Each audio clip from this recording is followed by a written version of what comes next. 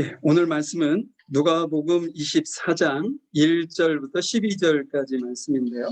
오늘은 오휘근 형제가 나와서 성경을 읽어주시도록 하겠습니다. 누가복음 24장 1절부터 12절까지입니다.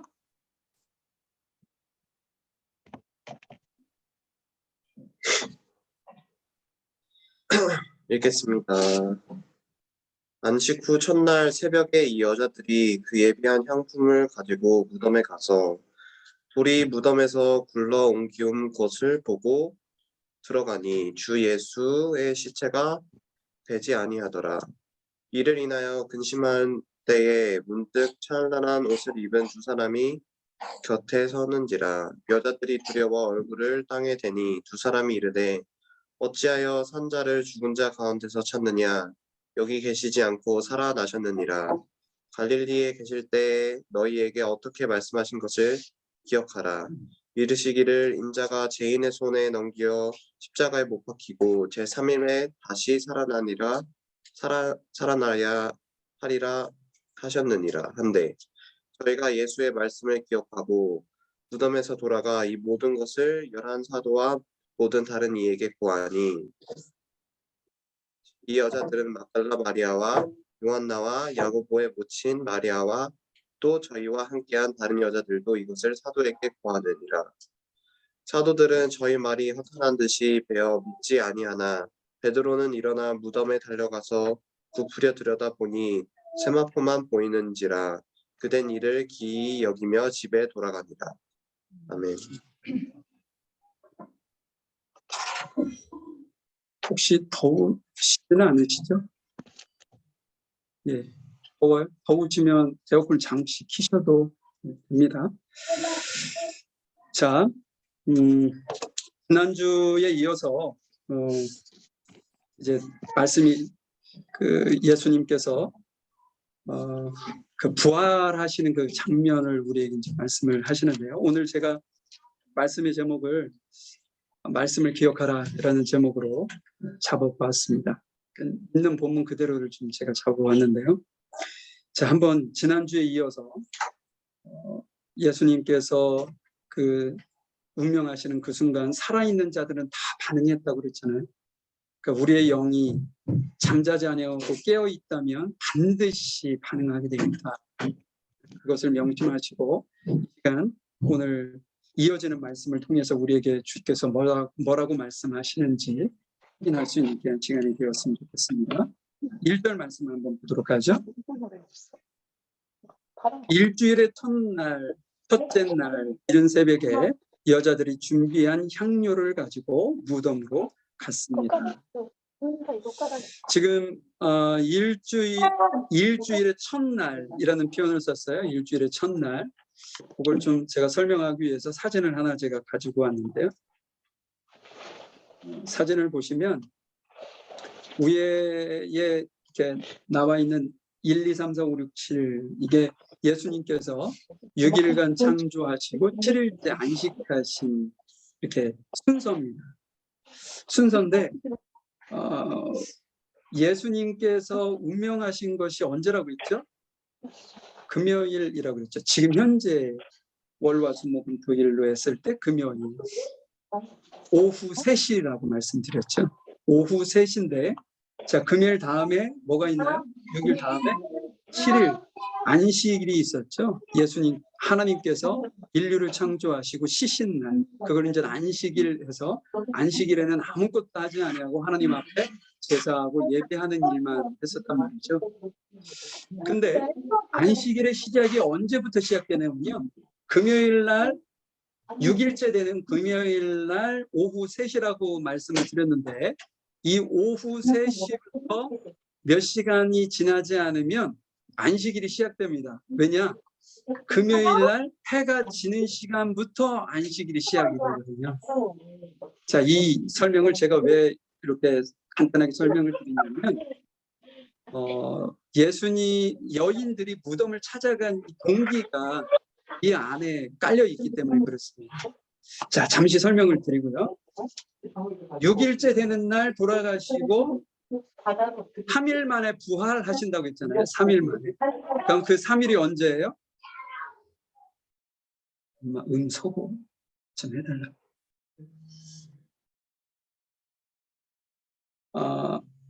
3일 만에 부활하셨다고 했잖아요. 그러니까 6일째 돌아가시고 7일째 하루는 무덤에 계셨고 8일째 되는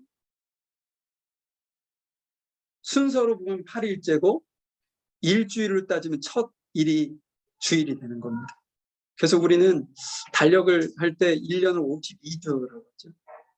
한 주의 시작은 주일부터 시작되는 이유가 예수님의 부활과 연관이 있습니다. 한번 보죠. 이걸 여러분들이 머리에 염두에 두시고 예수님께서 금요일 오후 3시에 돌아가셨다고 했어요. 오후 3시부터 해가 지는 시간이 6시 아니면 7시라고 가정을 한다면 4시간밖에 시간적 여유가 없었던 거죠. 그렇죠? 그래서 여인들이 향료를 사서 예수님의 몸에 바르고 이렇게 장례를 치르기에는 너무 시간적 여유가 없는 시간입니다. 다시 말해서 그 당시에 예수님은요, 운명하시고 서너 시간 만에 그냥 장례가 치루어진 전혀 격식을 차릴 수 없는 상황이었었다라는 것을 이제 여러분들이 이해를 하시고, 이 여인들이 왜 그러면 그때 갔는가? 이 격식을 차려서 향유를 이렇게 예수님의 몸에 바르고 싶은데 그것조차 할 수 없는 시간적 여유였기 때문에 차선책으로 그들이 선택한 건 뭐냐? 안식일이 지난 첫째 날 이른 새벽에 예수님께 가서 우리가 예전에 하려고 했었던 그 향유를 예수님의 몸에 발라야겠다라고 생각해서 주일날 아침 이른 새벽 해가 뜨기도 전에 지금 여인들이 무덤으로 가는 장면을 오늘 1절에서 우리에게 말씀하고 있는 겁니다.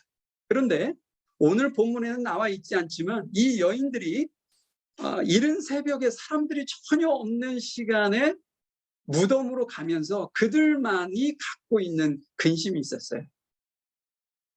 그 근심이 뭔지 한번 확인을 먼저 해보죠. 마가복음 16장 1절부터 3절까지 말씀인데요. 평행 구절입니다. 오늘 본문하고 동일한 구절인데 다른 복음서에서는 어떻게 이 시간을 표현하고 있는지를 보죠. 안식일이 지나고 막달라 마리아와 야고보의 어머니 마리아와 살로메가 예수님께 바르려고 향료를 샀습니다. 그러니까 안식일이 너무 촉박하게 다가오니까 당시에 향료를 살 만한 시간적 여유조차 없었던 거예요. 그래서 안식일이 지나고 막 해가 뜨기도 전에 어떻게 구했는지 하여간 향료를 사서 무덤으로 지금 가는 장면인데요. 2절 일주일에 시작되는 첫날 매우 이른 시간 해가 뜰 무렵에 무덤으로 갔습니다. 이들은 서로 말했습니다. 가는 도중에 서로 얘기했습니다. 뭐라고 했냐? 입구에 있는 커다란 돌을 누가 굴려 주겠는가? 이들은 예수님의 묘지로 발걸음을 정말 사랑하는 마음으로 가고는 있지만 그들 한편에는 걱정이 있었던 거예요. 어떤 걱정이냐? 무덤을 가로막고 있는 그 돌을 누가 옮겨주겠는가라는 거예요. 자, 제가 사진 하나 준비해 왔는데 그 당시에 팔레스타인들은 어떻게 무덤을 만들었냐면요. 굴을 팠어요. 굴을 파고 그 앞에 큰 둥그런 원에 돌로 이렇게 바위죠. 바위로 입구를 봉해 놨다는 거죠. 근데 여러분 그 봉인된 돌의 무게가 고고학자들이 이렇게 발굴해 보니까 대략 몇 킬로였느냐? 1.5톤에서 2톤 정도의 무게였다고 합니다.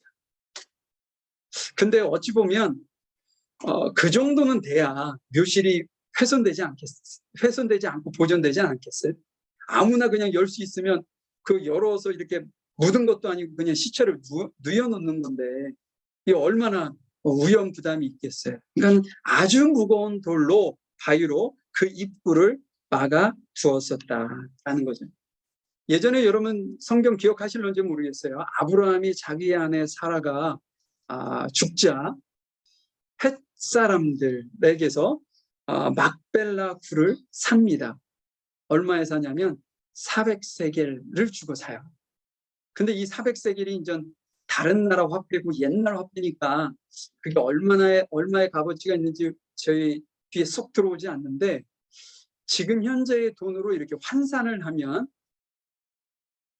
1억 원이 훌쩍 넘는다고 합니다. 지금 아브라함이 아내의 묘실을 사기 위해서 그 정도의 돈을 지금 지불한 거예요. 그래서 그 당시에 이 굴을 파서 묘지를 만들 때 다 그렇게 굴을 파고 묘에 시신을 안장한 게 아닙니다. 좀 돈이 있고 부유한 사람들은 돌로 된 무덤을 사용했고, 그러지 않은 사람들은 지금 우리가 한국 사람들이 예전에 많이 사용했었던 땅을 파고 그곳에 묻고 덮는 형식의 장례 문화가 그들에게 있었다는 거죠. 어찌됐든 1.5톤에서 2톤 되는 돌로 다 그곳을 막아뒀으니 묘실은 안전하게 보존될런지는 모르겠지만, 지금 그곳에 가서 문을 열고 예수님의 몸에 향료를 바라야 하는 여인들에게는 근심이 아닐 수 없었다는 거죠. 그래서 가면서 걱정을 한 거예요. 누가 우리를 대신해서 그 돌을 좀 옮겨줄 수는 없을까? 어떡하지? 우리 선화명이 그걸 열심히 밀면 움직일 수 있을까? 이런 여러 가지 고민들을 가지고 지금 무덤을 향해 가고 있었던 거죠. 자, 오늘 본문으로 다시 돌아오세요. 2절, 3절입니다. 그들은 돌이 무덤에서 굴려져 있는 것을 보았습니다. 그들이 안으로 들어갔으나 예수님의 시신이 없었습니다. 무덤에 도착한 여인들은 두 가지 사실에 크게 놀랐던 거죠. 첫 번째 사실은 뭐예요? 본인들이 지금 근심하면서 왔던, 걱정하면서 왔던 그 일. 돌을 어떻게 굴려내지? 그랬더니 그 돌이 벌써 옮겨져 있었다. 두 번째 놀란 것은 뭐냐? 예수님의 시신이 없었다. 이 두 가지에 크게 놀랐다는 거죠. 근데 여러분, 첫 번째 놀람은 본인들이 걱정했었던 것이 해결된 놀람이에요. 어떻게 보면 기쁨이죠. 근데 두 번째는 없었던 걱정이 또 생겼어요. 예수님의 시체가 없어진 거죠. 저는 이 모습을 보면서 이게 우리 인생의 모습은 아닐까라는 생각을 해보게 되었습니다. 제가 길면 길고 짧으면 짧은 인생을 지금까지 살아왔지만, 이 인생을 살아오면서 늘 우리의 삶 속에서 떠나지 않는 게 뭡니까? 걱정이죠. 걱정. 근심, 걱정이 우리 안에 늘 도사리고 있어요. 근데 예전에 예수님께서 산상수훈을 말씀을 하시면서 제자들에게 뭐라고 얘기하셨냐면, 야, 무엇을 먹을까, 무엇을 입을까, 무엇을 마실까 걱정하지 마라. 저 날아가는 새를 봐라. 들의 백합화를 봐라. 그거 다 누가 먹이고 살리냐? 내가 한다. 그러면서 우리에게 그런 걱정을 하지 말라고. 그리고 너희들이 만약에 걱정한들 너의 수명을 잠시나마 더 길게 만들 수 있느냐? 없다. 그래서 걱정하고 근심하는 것은 뭐다? 무익한 것이다.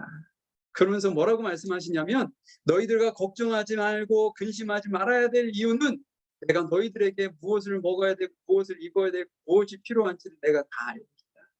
그래서 너희들은 그의 나라와 의를 위해 기도해라. 그러면 내가 이 모든 것은 내가 그냥 더해줄 거야. 왜? 내가 너희들에게 필요한 것을 아니까 라고 말씀을 하셨거든요. 그 여인들이 무덤을 가면서 근심하는 것, 그건 너무나도 지극히 당연한 거죠. 근데 여인들이 근심한들 그것이 문제 해결에 전혀 도움이 되지 않습니다. 근데 그 문제가 해결되면 다 근심이 없을 것 같은 생각을 가졌을는지도 모르겠어요. 그런데 도착해보니 새로운 근심이 또 있다. 우리 인생이 그렇다는 거지. 오늘 자식 걱정하지만 나중에 자식을 결혼만 해놓으면 전 괜찮겠다 이렇게 생각하지만, 부모들 그렇게 되나요? 자식들 결혼시켜 놓으면 더 걱정이야. 자식들이 또 손자 손녀를 낳으면 또 더 걱정이야. 우리에게 행복이 도리어 근심과 걱정이 될 때가 참 많이 있습니다. 이것이 우리의 어떤 끊을 수 없는 어떤 그 삶의 사이클인지도 모르겠어요. 근데 성경에서 우리에게 말씀하시는 건 뭐냐? 걱정하지 마. 네가 아무리 네 자식을 걱정해서 네 자식이 잘 되기를 바라고 그래도 그 걱정이 네 자식을 잘 되게 만들지는 않는다. 근데 제가 살아보니까 그런 것 같아요. 자식을 걱정하면 뭘 하게 돼 있어요? 자꾸 잔소리를 하게 돼요. 왜? 그것은 뜯어 고쳐야 될 것처럼 느껴진단 말이죠. 근데 그 잔소리가 자녀하고 부모의 사이로 어떻게 됐나요? 멀어지게 만듭니다. 저는 그런 자녀와 부모를 참 많이 봤어요. 부모하고 아예 말도 이렇게 하지 않고 자기 마음 아예 이렇게 열어놓지도 않는 아이들 참 많이 봤습니다. 왜 그래요? 신뢰관계가 깨진 거죠. 근데 일주일에 한 번밖에 안 만나는 교회 목사들, 전도사들에게는 아이들이 자기 속 얘기를 너무나도 잘 얘기해요. 왜 그래요? 교회 전도사 목사는 잔소리를 안 하거든. 애들이 실수를 하고 와도 그래, 괜찮아, 다음에는 그 실수하지 않는데 격려하고 위로하는데 포커스를 맞추거든요. 근데 부모들은 어때요? 자녀에 대한 욕심이 있기 때문에 그것을 할 수 없는 거예요. 여러분, 이 걱정이라는 것이 어찌 보면 지극히 당연하게 우리가 해야 하는 것처럼 느낄 수 있지만 그 걱정은 걱정으로 끝나지 않습니다. 또 다른 걱정을 해요. 그래서 예수님께서 우리에게 걱정하지 말라고 하셨던. 자, 어찌됐든 이 여인들이 했었던 첫 번째 걱정은 기쁨으로 사라졌어요. 근데 또 다른 걱정이 그들에게 있었던 거예요. 어떻게 보면 갔는데 문이 안 열렸어. 근데 3명이 열심히 밀었는데도 돌문이 안 열렸어. 그거보다 더 낙심이 되지 않았을까? 네. 자, 4절 한번 말씀을 보죠. 이 일로 여자들이 어찌할 바를 모르고 있을 때 빛나는 옷을 입은 두 사람이 그들 곁에 섰습니다. 여인들은 뜻밖의 사건 때문에 얼마나 큰 충격을 받았겠어요? 너나 할 것 없이 우왕좌왕하기 시작했겠죠. 어떤 이들은 거기서 털썩 주저앉아서 우는 여인도 있었을 테고요. 어떤 이들은 혹시 누가 무덤 바깥에 예수님의 시신을 훼손하진 않았을까? 주변을 찾는 이들도 있었겠죠. 아니면 자기들보다 먼저 와서 이 돌무덤을 옮긴 수상한 사람은 없었는지 살펴보는 이들도 있었을 것입니다. 아주 짧은 시간, 근데 시간이 흐르면 흐를수록 그들의 근심은 더욱더 예수님의 시체가 없으니 예수님의 시체를 누군가 훼손하면 어떡하지? 하는 어떤 근심이 얼마나 컸겠어요. 만약 누군가가 예수님의 시신을 의도적으로 훔쳐다가 훼손시켰다면 그 대상, 어떤 범인 리스트에서 없어질 사람이 있어요. 그게 누구냐? 예수님의 십자가에 못 박은 대제사장들일 겁니다. 한번 볼까요? 마태복음 27장 62절부터 이런 말씀이 있습니다. 이튿날 곧 준비일이 지난 후에 대제사장들과 바리새파 사람들이 빌라도에게 왔습니다. 예수님께서 돌아가신 이후입니다. 그들은 말했습니다. 각하, 그 거짓말쟁이가 살아있을 때 내가 3일 뒤에 살아날 것이다 라고 한 말이 기억납니다. 그러니 명령을 내리셔서 3일째 되는 날까지 그 무덤을 곧 지키게 하십시오. 그의 제자들이 와서 시체를 훔쳐간 후에 사람들에게 그가 다시 살아났다고 할 수도 있습니다. 그러면 이번 속임수는 처음 것보다 더 나쁜 결과가 가져올 것입니다. 그들도 예수님 시체 때문에 걱정을 하고 있었나요? 그 걱정은 예수님께서 부활하실 것에 대한 걱정이죠.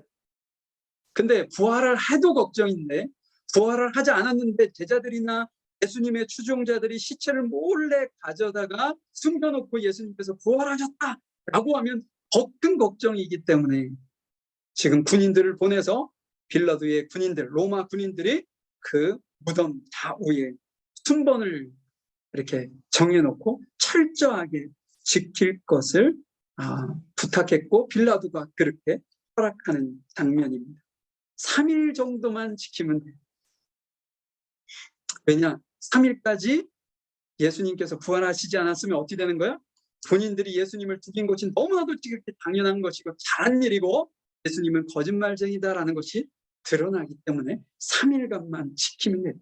이 사명감을 가지고 얼마나 철두철미하게 그것을 지켰겠어요.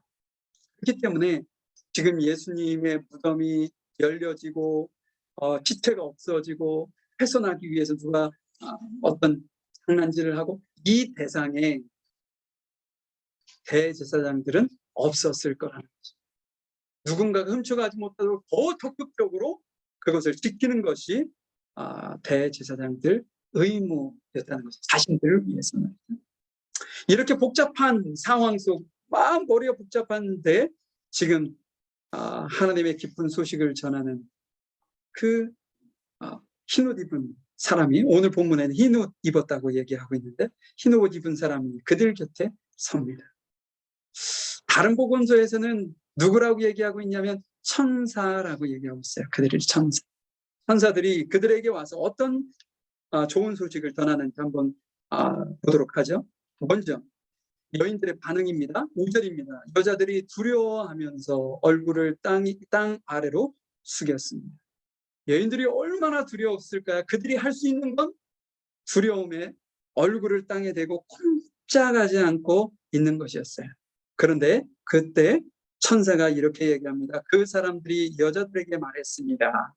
어찌하여 살아있는 분을 죽은 사람들 가운데서 찾느냐.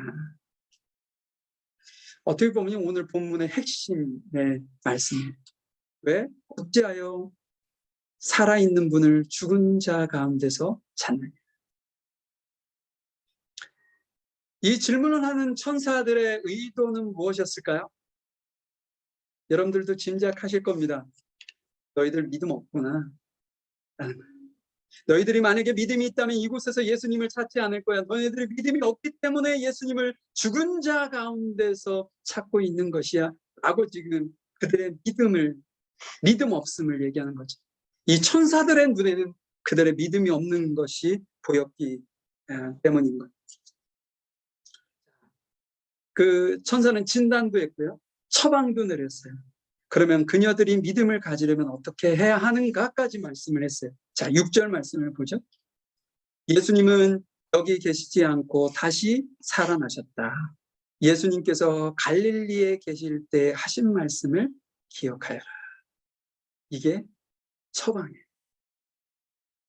그 여인들이 믿음 없었던 이유를 지금 얘기해 주시는 겁니다. 뭐라고요? 그들이 믿음을 갖기 위해서는 갈릴리에 계실 때 너희들에게 했던 그것을 기억해라.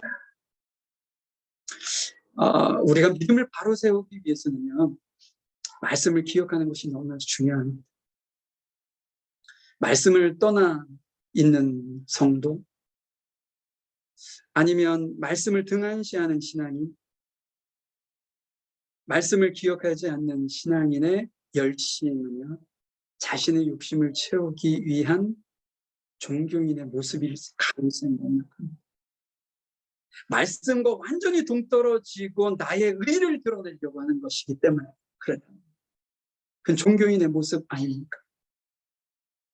그러면 예수님께서 무슨 말씀을 하셨는지 한번 보도록 하죠. 7절 말씀입니다. 인자가 죄인의 손에 넘기고 십자가에 못 박히고 3일 만에 살아날 것이라고 말씀하셨습니다. 그때서야 여자들이 예수님의 말씀을 기억해 냈습니다. 여러분, 이 말씀은요, 예수님께서 갈릴리에 계실 때 하셨던 말씀이 맞아요. 우리가 지금 누가복음을 살펴보았는데 그 누가복음 살펴보는 기간에 저희들이 다 살펴봤던 내용이에요. 갈릴리 지역에서 처음으로 이 말씀을 하셨어요. 근데 그것만으로 끝난 것이냐? 그렇지 않습니다. 갈릴리를 떠나서 예루살렘으로 이동하시는 그 기간 안에 또 2번의 추가적인 말씀을, 동일한 말씀을 해 주셨어요. 그럼 예수님께서 몇 번 말씀하신 건가요? 3번 말씀하신 겁니다.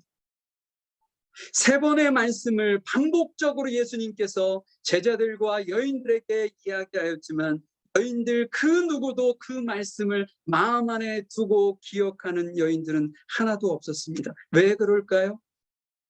말씀을 마음에 새기지 않았기 때문에, 그냥 귀로 흘러들었기 때문에, 그 당시에는 그냥 아 그렇구나 라고 생각했었던 거예요.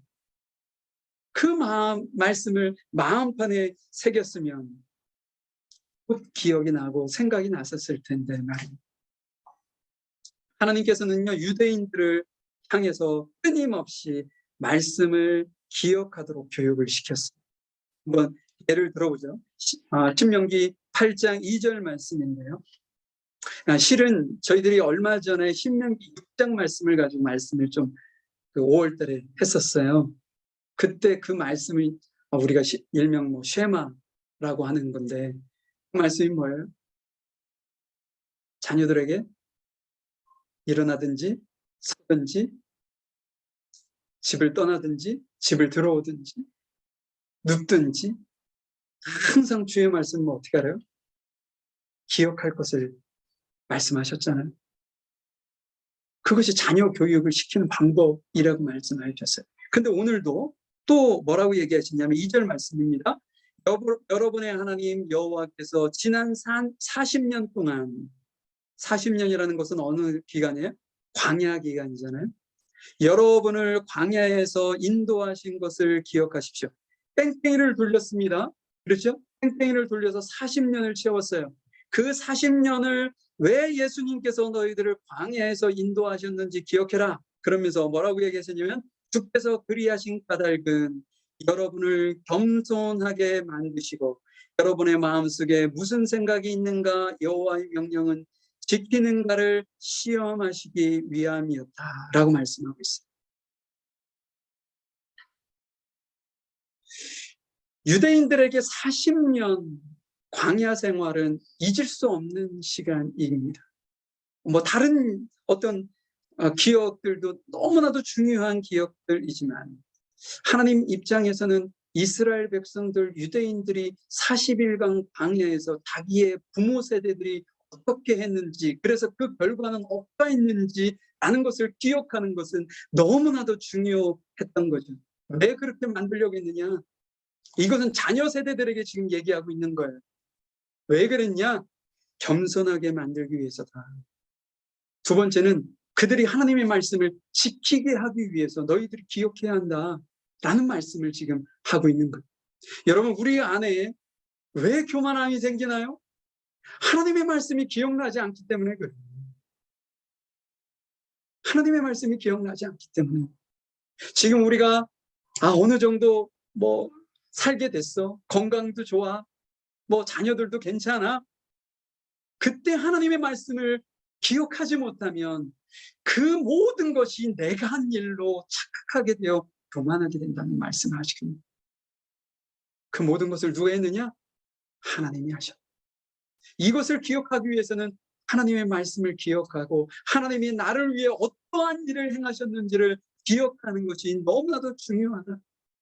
또한 둘째는 뭐냐면 우리가 하나님의 말씀을 기억하지 아니하면 그 말씀을 지킬 수가 없습니다. 아무리 하나님의 말씀과 하나님의 뜻대로 우리가 살려고 바둥바둥 노력을 한다 해도 우리가 하나님의 말씀을 기억하지 못하면 내 뜻대로 살아가고 만다는 거예요. 그렇기 때문에 우리가 하나님의 말씀을 기억하는 것은 너무나도 중요한 일임을 말씀하고 있는 거예요.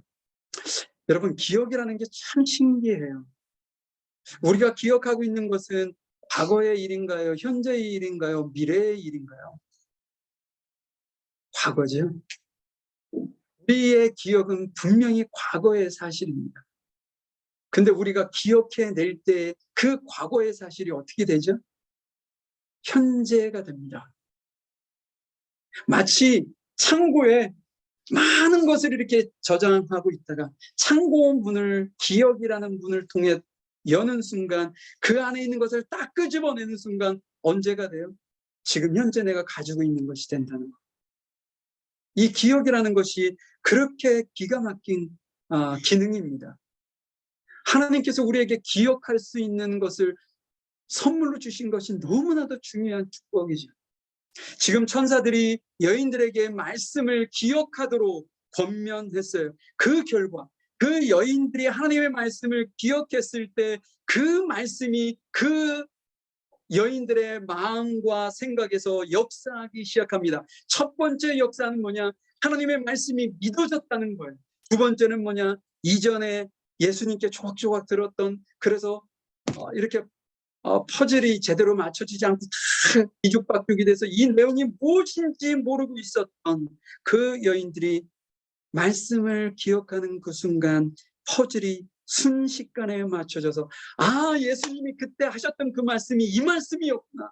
예수님께서 고난, 이방인들에게 자신이 내어주고 고난받다가 부활해야 되겠다는 그 말씀이 이 말씀이구나. 그때서야 그 여인들의 머릿속에 복잡다양하게 예수님이 말씀하셨던 그 모든 것들이 퍼즐처럼 완성되어졌다는 겁니다.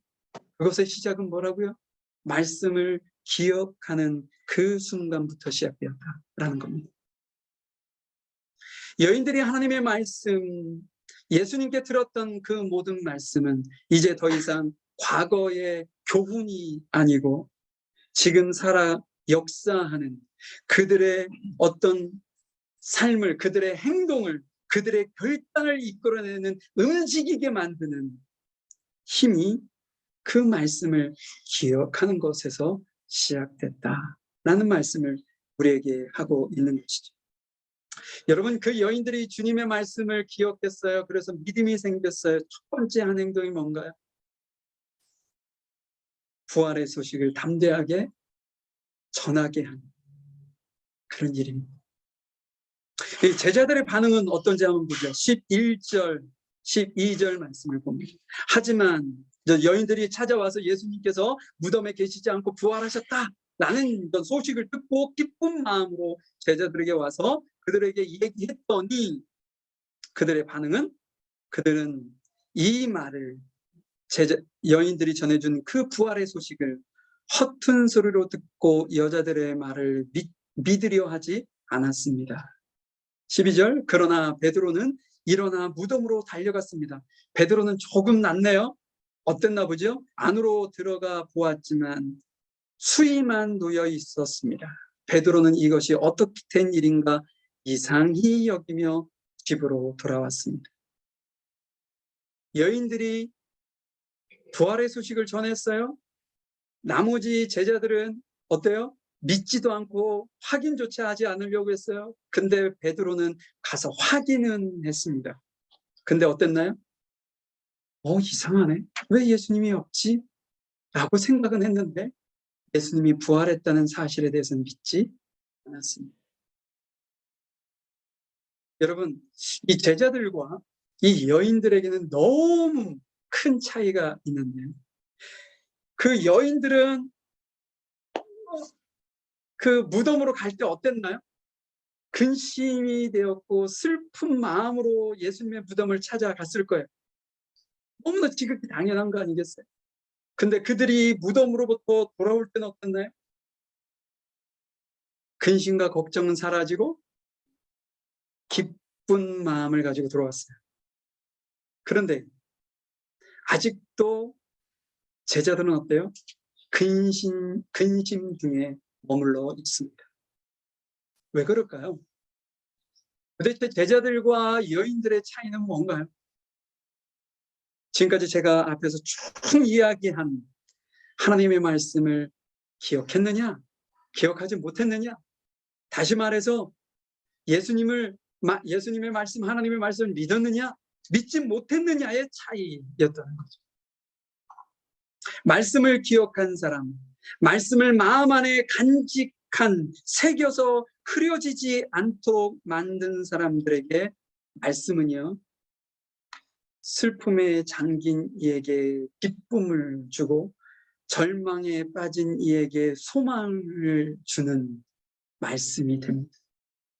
근데 말씀을 기억하지 않고 믿지 않는 이들에게는요, 그들의 절망, 그들의 슬픔, 그들의 불신이 그들의 눈과 귀를 가려서 예수님의 부활 사실을 믿지 못하게 만드는 요소가 됩니다.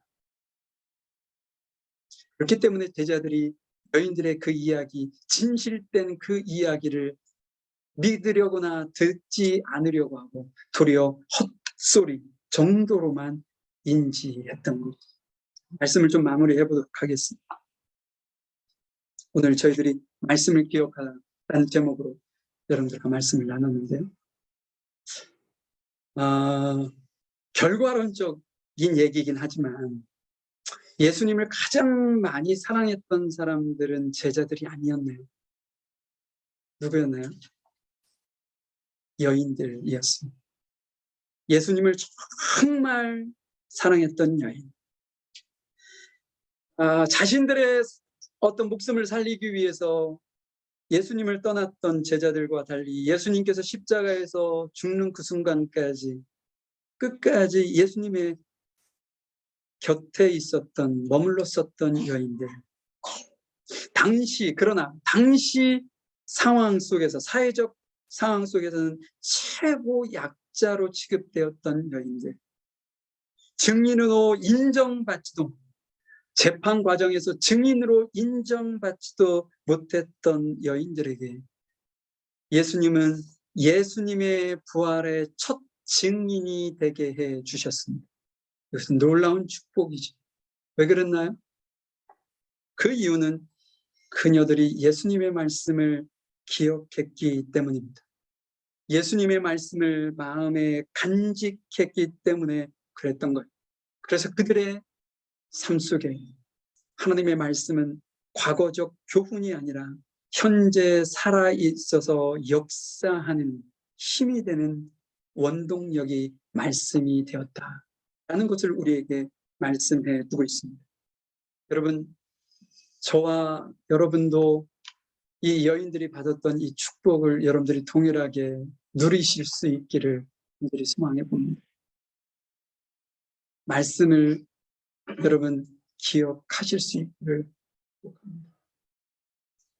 여러분의 마음속에 하나님의 말씀을 한 자도 흐려지지 않도록 새겨 놓으실 수 있기를 소망합니다. 왜냐? 그것이 우리가 살 길이기 때문에 그렇습니다. 어떻게 기억하고 새길 수 있을까요, 여러분? 읽으십시오. 성경 읽으셔야 돼요. 지금 성경 일독하시는 지체들이 지금도 있거든요. 어느 때는 저조차도 빼먹고 싶을 때가 있어요. 피곤하고 일에 지치면 빼먹고 싶고 안 읽고 싶지 않고 막 이런 마음이 있어요. 그런데 하루하루 그 말씀 읽어지는 그 순간 그것이 우리에게 지금은 모르겠지만 차곡차곡 쌓이는 은혜가 될 것이고요. 그것이 우리를 살리는 힘이 될 수 있습니다. 한 가지 더 나아간다면 읽는 것으로 끝나지 마시고요. 여러분들에게 의미 있는 말씀을 암송하실 수 있기를, 그 암송이 우리의 마음판에 새기는 작업입니다. 암송되어져 있는 그 말씀은 그 누가 지우려 해도 지워지지 않아요. 새겨져요. 그래서 여러분들이 기도하실 때, 말씀을 보실 때 그 말씀을 통해 하나님께서 응답하시고 말씀하십니다. 여러분들이 주님의 말씀을 기억함으로 지금보다 이후의 삶이 훨씬 더 복되고 주께 영광 돌리는 복된 삶이 되기를 간절히 소망해 봅니다. 잠시 기도하겠습니다.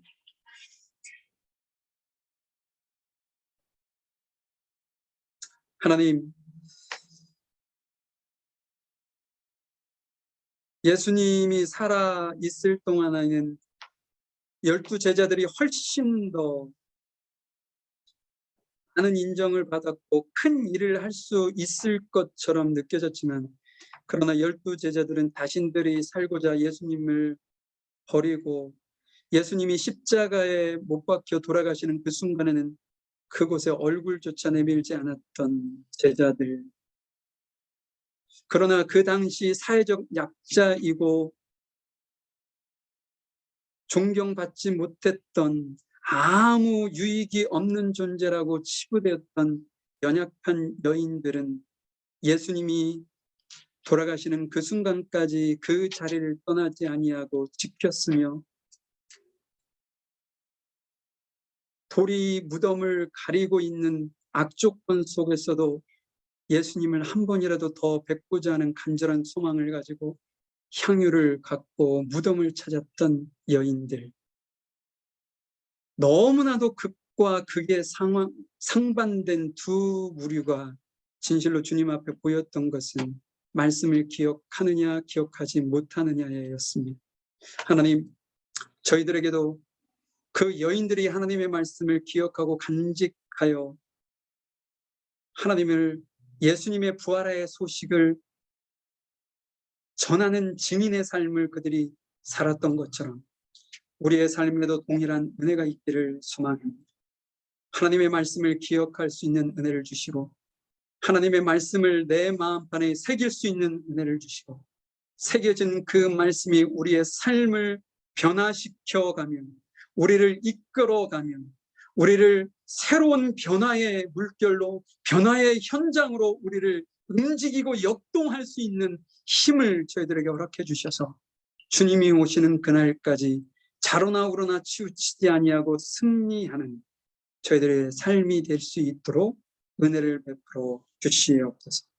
저희들을 도우시는 주께 감사하며 사랑 많으신 예수님의 이름으로 기도하였습니다.